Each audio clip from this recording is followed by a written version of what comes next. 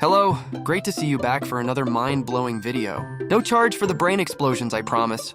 Did you know there's a type of fish that will drown if it stays underwater for too long? Why are these ice columns called the fingers of death? And what's the real story behind the myth that breakfast is the most important meal of the day? The truth about breakfast. When did this seemingly small and trivial meal become such a hot topic for debate? If you've spent any time online, you'll encounter three camps of thought. The first group is die-hard breakfast supporters who believe it's the most important meal of the day. Then there's the skeptics, particularly in regions like Antarctica, who argue that breakfast is just a capitalist construct to sell cereal. Finally, there's the undecided group stuck in the middle, unsure whether breakfast is a blessing or a curse, desperately searching for the final answer. If you also seek the truth about breakfast's importance, this video is for you. First, the claim that breakfast is the most important meal of the day, either because it's special or because skipping it is harmful to your health, lacks scientific basis. However, breakfast does have some benefits. For instance, eating breakfast might help you lose weight better than skipping it. Sounds counterintuitive, right? But skipping breakfast often leads to overeating at lunch and dinner, resulting in excess calories and weight gain. In principle, a calorie is always a calorie, whether consumed in the evening or morning. But when you skip breakfast and find yourself ravenous at night, you tend to overeat, consuming more calories than your body actually needs.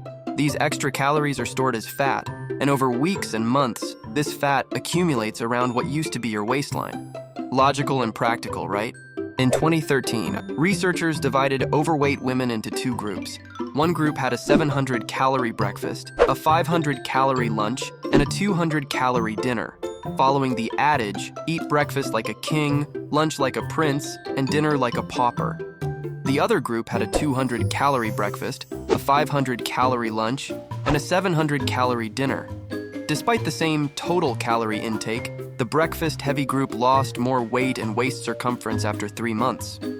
However, that's under controlled conditions.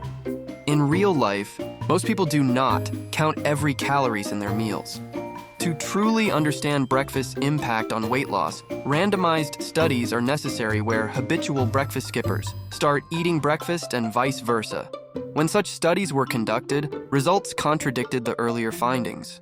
Really, nigga? A review of 13 studies published in the British Medical Journal found that habitual breakfast eaters asked to skip breakfast actually consumed 260 kilocalories fewer than those who began eating breakfast. They also weighed a pound less than the breakfast eaters. Thus, breakfast can help with weight loss, but it can also cause weight gain. It all depends on your daily calorie intake and whether there's a surplus to turn into fat, not on whether you eat breakfast or not. Skipping breakfast is particularly critical for people with demanding jobs. You can't wait until lunch or dinner to refuel if you've been working hard since 7 a.m.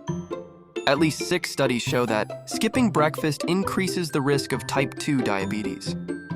However, breakfast doesn't boost metabolism as often claimed. The metabolic rate increases after eating because your body burns extra calories to digest food. If that's considered a metabolic boost, then sugary drinks, fast food, and junk food also boost metabolism. For children, Professor Tim Spector from King's College London believes the evidence supporting breakfast benefits is weak, mainly observational and biased like with adults. In summary, breakfast isn't sacred. It provides nutrients just like other meals. If you enjoy breakfast and it makes you feel good, keep eating it. If you don't like breakfast and feel fine without it, that's also okay. Okay. Drowning fish. Ever heard the saying, like a fish in water, implying someone thriving in their ideal environment? It stems from the fact that fish live in water and depend on it for survival. This saying likely comes from observing fish that appear dead when dry, but revive when rehydrated. But did you know there's a fish that defies this norm, drowning if it stays underwater for too long? Meet the lungfish. They are peculiar creatures with lungs instead of swim bladders.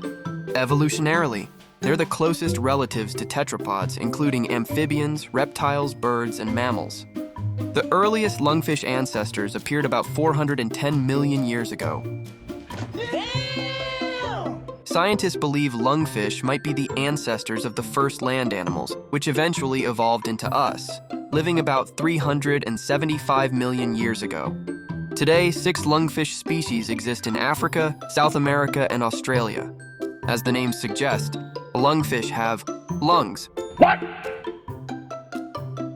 Except for the Australian lungfish, which has only 1 lung when the others have 2. While most fish breathe through gills with thousands of tiny blood vessels for maximum oxygen absorption, lungfish primarily use their lungs. They consist of many small sacs to maximize the surface area for oxygen absorption, similar to tetrapod lungs. Breathing through lungs is so efficient that lungfish gills have diminished, making them insufficient for oxygen uptake. Consequently, lungfish has to frequently surface to breathe air. Among the existing species, only the Australian lungfish can breathe entirely through its gills. The others would drown if submerged for too long. African lungfish live in regions prone to drying out. They cope by secreting a mucus layer that hardens into a cocoon. Lungfish can estivate for up to a year inside this cocoon. They can also hibernate underwater, sinking into the mud to slow metabolism and survive for up to 4 years. Truly peculiar. You've seen ice, but have you seen the ice fingers of death? Discovered in the 1960s beneath polar sea ice, these brinicles are a fascinating natural phenomenon.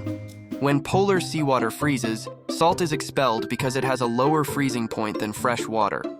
The expelled salt forms a dense and extremely cold brine that sinks, freezing the surrounding water into hollow ice columns called brinicles.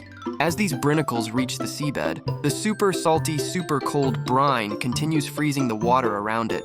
The brine then flows along the seabed, freezing anything in its path, including sea creatures like starfish and sea urchins. It's unfortunate for this spectacular scene when these brinicles don't always reach the seabed. For that to happen, several conditions must be met. The brine must flow continuously, but not too forcefully to break the brinicle, and the sea ice must remain stationary. If the ice forms over deep waters, the brinicle will break under its weight before reaching the seabed. Don't worry, doesn't matter how perfect the conditions are, it can never reach your bed. If you found this video sufficiently bizarre to blow your mind, hit like to let us know. As always, leave your thoughts in the comments, subscribe, and ring the bell to get your daily dose of mind-blowing facts. Until next time, stay curious and goodbye.